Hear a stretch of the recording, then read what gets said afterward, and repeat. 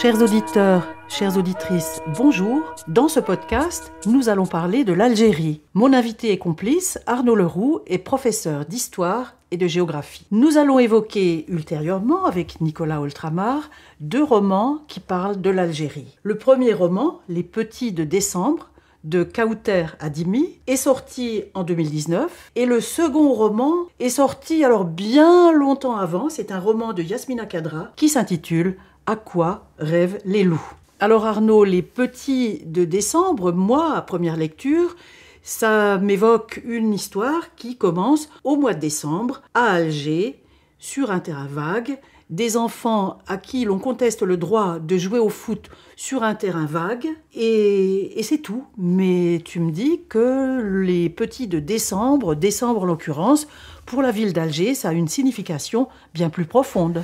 Oui, la petite histoire rejoint la grande, en fait. Les enfants de décembre, c'est en grande partie parce que leur quartier s'appelle le quartier du 11 décembre. Et ce 11 décembre, ça renvoie à un moment qui est un petit peu sacralisé dans l'historiographie officielle algérienne, du moins celle du Front de Libération Nationale, le FLN, qui est sans discontinuer au pouvoir depuis 1962.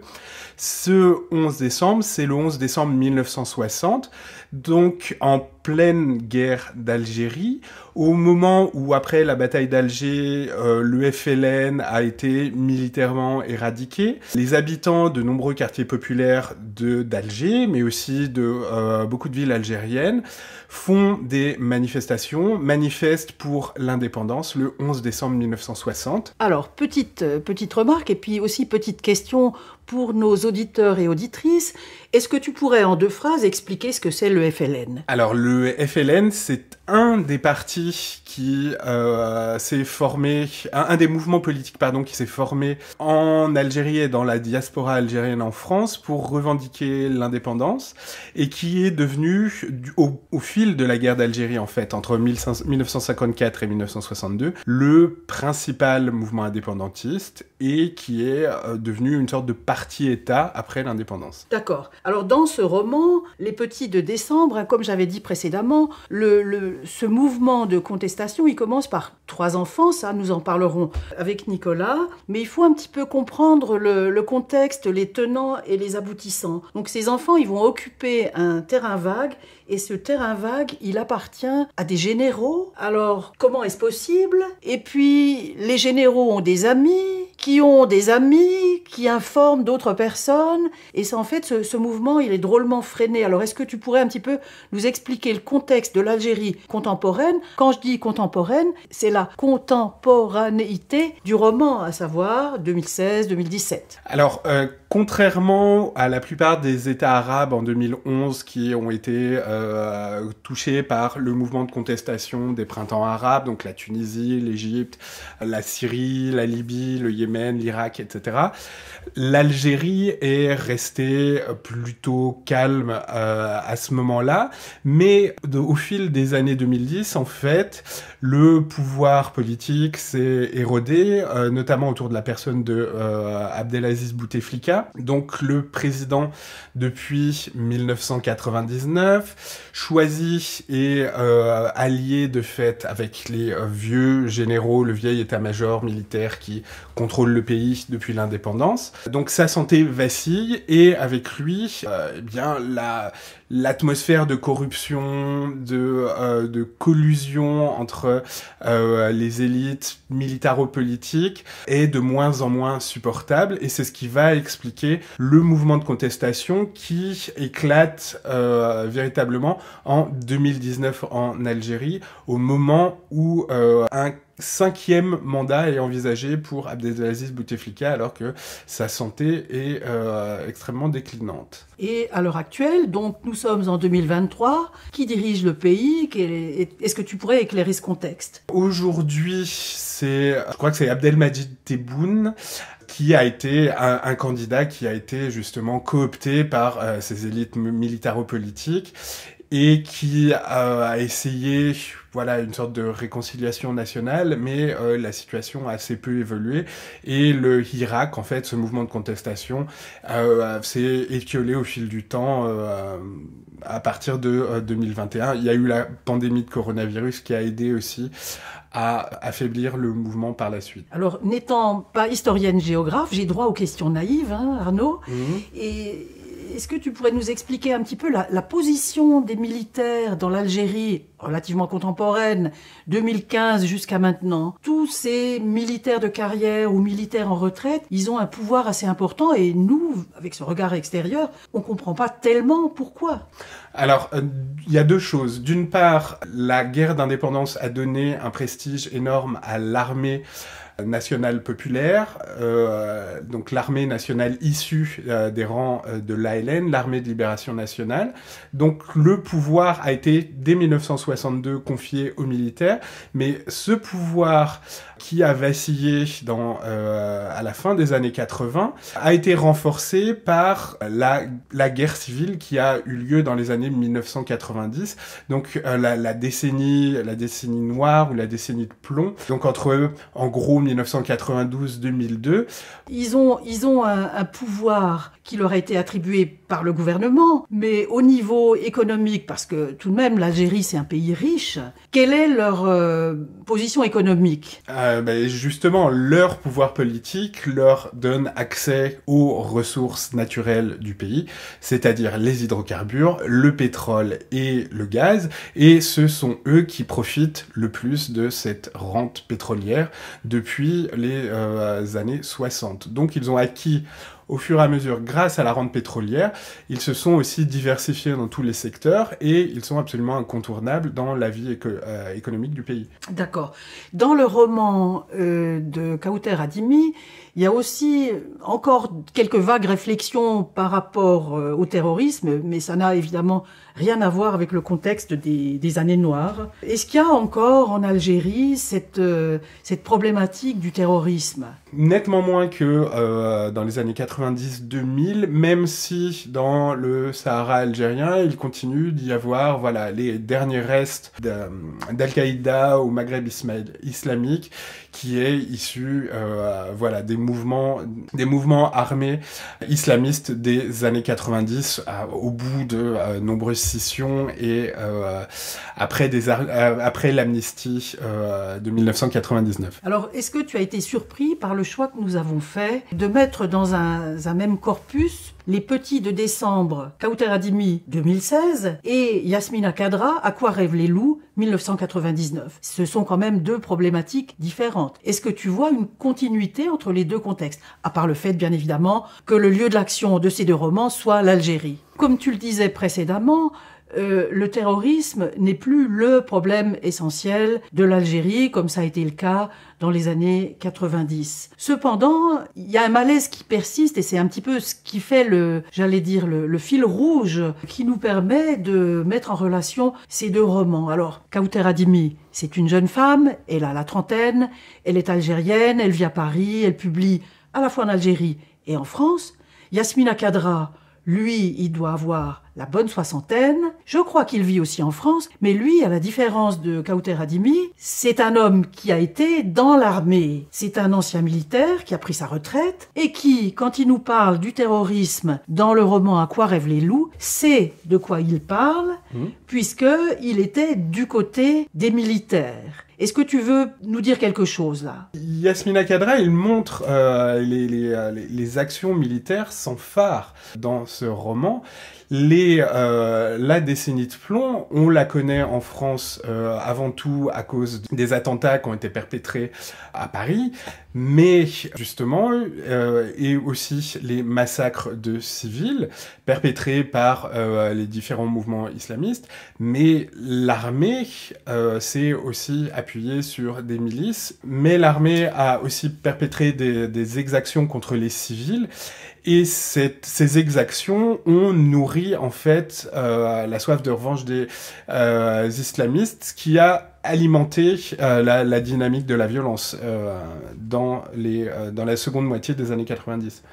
Alors, nous avons choisi, Nicolas et moi, ce roman « À quoi rêvent les loups » parce que, bon, il n'est plus vraiment d'actualité, mais il y a quand même une constante et je trouve qu'il universalise le problème de la montée de l'islamisme et de la radicalisation en ceci. C'est que les islamistes, tels que Yasmina Khadra nous les décrit, dans leur rôle de terroristes, ils arrivent sur un terreau social, j'allais dire dévasté, et puis ils profitent de la situation, ils ont été formés en Afghanistan.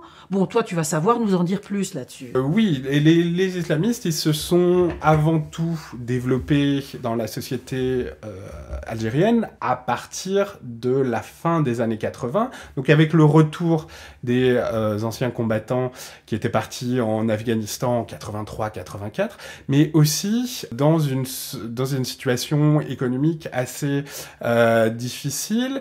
Il y a eu en 1986 le contre-choc pétrolier, donc les revenus de l'État algérien avaient beaucoup baissé. En 1988, il y avait carrément des émeutes de la faim à Alger et dans d'autres villes d'Algérie, donc la situation socio-économique était assez désespérée, et eux vont créer une sorte de société parallèle où justement, par le biais d'organisations caritatives dans les quartiers, etc., ils vont gagner de plus en plus de fidèles jusqu'à remporter le premier tour des élections législatives au début 1992. Et c'est la suspension de ce processus électoral qui va provoquer leur révolte et lancer cette décennie de plomb. Est-ce qu'on peut dire, parce que bon, toi tu le connais sans aucun doute mieux que moi, le contexte algérien, mais ils ont récupéré, ils ont profité de la misère socio-économique, les islamistes? Est-ce qu'ils ont renforcé les courants religieux? Comment comprendre que ce courant s'installe? Parce que la misère socio-économique et la religion, ce sont quand même deux phénomènes bien différents. Certes, mais alors il y avait déjà des courants islamistes dans la guerre d'Algérie qui combattaient dans les rangs du FLN. Le FLN était un mouvement qui se présentait à gauche, qui était plutôt aligné sur les thèses marxistes, mais il y avait aussi des composantes islamiques à l'intérieur. Mais ces composantes islamiques, ces représentants des courants islamiques vont être mis de côté après l'indépendance. Ils vont continuer leur petit bonhomme de chemin jusqu'aux années 1980. Justement, les années 1980, il y a cette usure du pouvoir du FLN. Et ce qui va leur permettre de gagner plus d'écho. Le FLN va d'ailleurs leur donner un gage en instaurant un droit de la famille qui est plutôt pour leur plaire, qui justement place les femmes dans une situation plutôt inférieure en 1984, mais en leur donnant des gages, ils vont légitimer en fait cette opposition qui ne cessera de gagner de l'influence jusqu'aux années 1990. D'accord. Donc il y a des complaisances à l'égard de ces partis et c'est ce qui fait que la situation a pu évoluer de la sorte. Alors tu vois le contexte de ces deux romans, qu'est-ce qu'ils nous apprennent sur l'Algérie, ces deux romans? Disons que les deux me laissent l'impression que le feu couve toujours sous la braise. La situation de l'Algérie n'est toujours pas forcément claire à tous les niveaux. La démocratisation, les réformes réclamées par une partie de la population n'ont toujours pas été menées. L'apaisement des relations avec la France, qui est quand même extrêmement importante, à la fois pour l'économie algérienne, mais aussi pour une bonne partie de la population qui a de la famille de l'autre côté de la Méditerranée, est toujours un processus en cours. C'est compliqué par les tensions avec le Maroc. Bref. Tu peux nous en dire un petit peu plus là sur les tensions avec le Maroc pour qu'on comprenne encore plus le contexte au sens très large du terme? Alors, le Maroc est un des partenaires privilégiés de la France depuis Hassan II en Afrique du Nord, dans le Maghreb. Oui, partenaire privilégié de la France et des pays occidentaux en règle générale. Mais en 1975, le Maroc a envahi l'ancienne colonie espagnole du Sahara occidental. Et le mouvement indépendantiste qui s'y est développé est soutenu par l'Algérie. Donc, depuis les années 1970, en fait, il y a des tensions récurrentes entre les deux États. Et justement, la France, actuellement, se trouve dans une équation un peu difficile, à vouloir se rapprocher du Maroc, mais aussi à vouloir apaiser ses relations avec l'Algérie, sans arriver à trancher entre les deux grands États, ces deux grands États du Maghreb. Et alors, pour terminer ce podcast, moi, j'aimerais bien faire une petite remarque sur la condition féminine dans les deux romans. Bon, on le voit, la condition féminine dans le roman de Yasmina Khadra, quand même, c'était les années 90. On ne peut pas dire que c'était une condition féminine particulièrement brillante. Dans le roman de Kawther Adimi, il y a des personnages féminins, mais ça, nous en parlerons plus tard, qui sont un tout petit peu plus libres, mais la condition féminine n'a pas forcément évolué de façon merveilleuse en Algérie. Non, en effet, mais c'est un petit peu aussi le résultat de cette décennie. De cette décennie de plomb, c'est qu'il y a eu une amnistie pour les islamistes non coupables de crimes violents, mais voilà, ils ont réintégré la société et il n'y a pas eu de réforme d'ampleur sur le statut des femmes depuis. La loi sur la famille de 1984, il me semble, reste toujours en vigueur. C'est-à-dire, en fait, dans les années 90, il y a eu des attentats, des crimes qui ont été perpétrés, il y avait une amnistie qui était nécessaire parce que le pays eût été complètement bloqué. Et d'ailleurs, on retrouve dans le roman de Kawther Adimi une femme dont la famille, les enfants ont été victimes d'attentats et qui réclame justice. Alors, est-ce que justice pourra être faite? Est-ce que la justice, c'est un sentiment, j'allais dire, qui va s'installer définitivement dans ce pays? La question reste en suspens. Comment vois-tu les choses? De toute façon, oui, il n'est pas, avec cette loi de concorde civile, cette amnistie de 1999, aucune poursuite judiciaire n'a été menée contre, d'une part, des militaires, mais il n'y a pas eu de travail sur la mémoire de ces événements. Et voilà, tout reste enfoui pour l'instant. Ce sera du travail pour les historiens des décennies suivantes. Merci Arnaud pour toutes ces informations et d'avoir apporté un peu de causalité dans un contexte qui est réellement touffu et qu'il importe de comprendre avant de s'attaquer, je pense, à la lecture de ces romans. Merci Arnaud. Merci Colette. Et à la prochaine. Au revoir.